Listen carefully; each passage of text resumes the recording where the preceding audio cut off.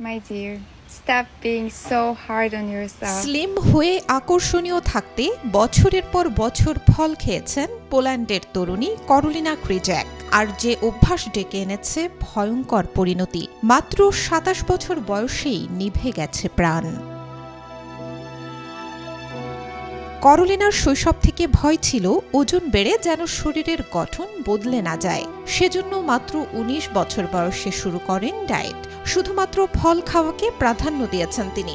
একসময় তার ওজন কমতে কমতে পৌঁছে যায় মাত্র ২২ কেজিতে, আর শরীরে বাসা বাঁধে নানা রোগ। I like to be bubbly, silly, joyful. সম্প্রতি আন্তর্জাতিক বিভিন্ন গণমাধ্যমের খবরের সামনে এসেছে করোলিনার মৃত্যুর বিষয়টি।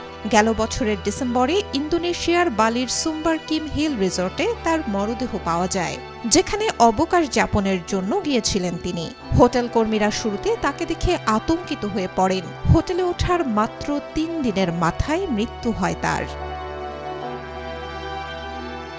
হোটেলে দায়িত্বরতরা জানান, এক রাতে একা হাঁটতে না পেরে কর্মীদের সাহায্যে রুমে গিয়েছিলেন করোলিনা ক্রিজ্যাক।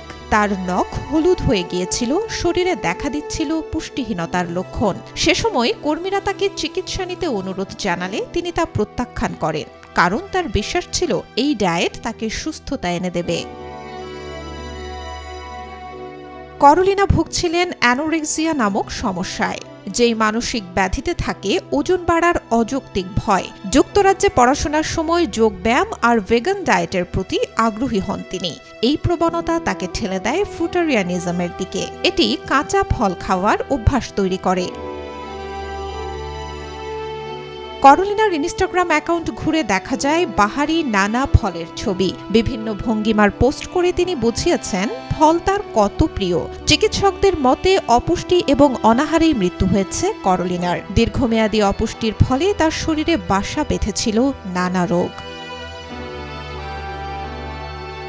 Desk report, B News 24।